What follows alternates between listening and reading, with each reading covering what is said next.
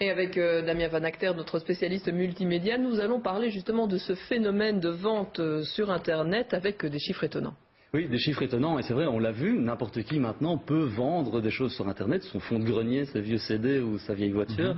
On se rend compte que le site le plus important, c'est eBay. Oui. Justement, on le connaît, on ne le présente plus. Il y a quand même 200 millions de personnes qui se sont créées un profil pour pouvoir vendre des choses sur eBay. Avec des exemples loufoques, hein, mais ça marche. Ça marche toujours. Enfin, ils sont vendus. Il y a par exemple les pompiers de Tubize qui ont vendu une vieille auto-échelle qui avait plus de 30 ans. Ils l'ont vendu un peu plus de 3 000 €, je pense, à un ferrailleur de Liège. L'objet le plus cher vendu sur eBay jusqu'à présent, c'est un jet privé à quasiment 5 millions de dollars. En Belgique, c'est une Ferrari, je pense, un peu plus de 150 000 €. D'accord. Alors, comment savoir qu'on ne se fait pas arnaquer quand on achète sur Internet? C'est important. C'est très important. C'est d'abord une question de confiance. C'est vrai que eBay étant le site le plus connu. Sur celui-là, à principe, il ne doit pas y avoir de problème. Mais puisque tout le monde peut se créer sa petite boutique, il faut quand même faire attention, ne pas donner, par exemple, le code à 4 chiffres que vous utilisez à un Mr Cashman Contact. Oui. Ça, personne n'en a besoin. Le numéro de votre carte bancaire, oui, bien sûr. Mais là, il faut faire attention. Il y a moyen de se préserver des mauvaises blagues en regardant qu'il y ait bien un petit cadenas, par exemple, en bas à droite de votre écran. Ça veut dire que la page est sécurisée et qu'en principe, ça passera pas de problème. HTTPS, enfin bon. Voilà, avec un S. Avec un S. Avec un S à la fin. Comme sécurisé. Donc voilà. on regarde l'adresse Internet, si on voit un S après le HTTP, c'est que tout va bien aussi. C'est que tout va bien aussi. Beaucoup d'argent sur le net, la pub s'est évidemment emparée du marché. Évidemment, quand la pub, quand quelque chose fonctionne bien, la pub arrive toujours. Et c'est un bon baromètre en fait de savoir si on peut avoir confiance ou pas. Les marques n'ont jamais envie d'être associées à quelque chose qui ne fonctionne pas. En Belgique, il y a eu 55 millions d'euros qui ont été dépensés en publicité sur Internet l'an passé.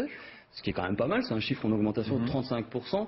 C'est surtout le fait que c'est mondial. On se rend compte que la pub investit de plus en plus sur Internet. Il y a des gens qui gagnent leur vie. On parlait tout à l'heure d'eBay. Il y a quasiment 2000 personnes en Belgique qui vivent d'eBay. D'accord, oui.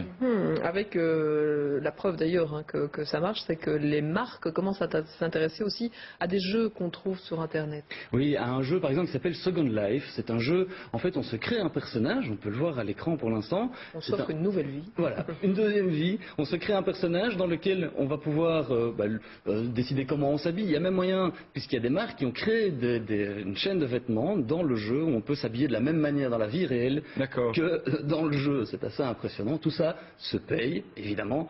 Là, ici, le bel exemple, c'est un hôtel, une chaîne d'hôtels qui existe aux États-Unis, Starwood, qui s'est créé un vrai hôtel dans le jeu et on peut payer une nuit d'hôtel. Donc votre personnage virtuel, vous l'envoyez à l'hôtel, mais vous lui payez l'hôtel. Il faut lui payer l'hôtel. Et quand vous voulez des baskets, on a des baskets, des vêtements, vous devez payer, c'est à chaque fois quelques centimes, mais à la fin, la note peut être salée quand même. C'est là-dessus que les concepteurs du jeu tablent en fait. C'est qu'au volume global d'affaires qui va être fait sur Internet, sur le jeu, eh bien ils vont pouvoir gagner leur vie. Il y a des gens qui gagnent plus de 25 000 $ par an sur ce jeu-là en vendant des choses virtuelles, complètement virtuelles.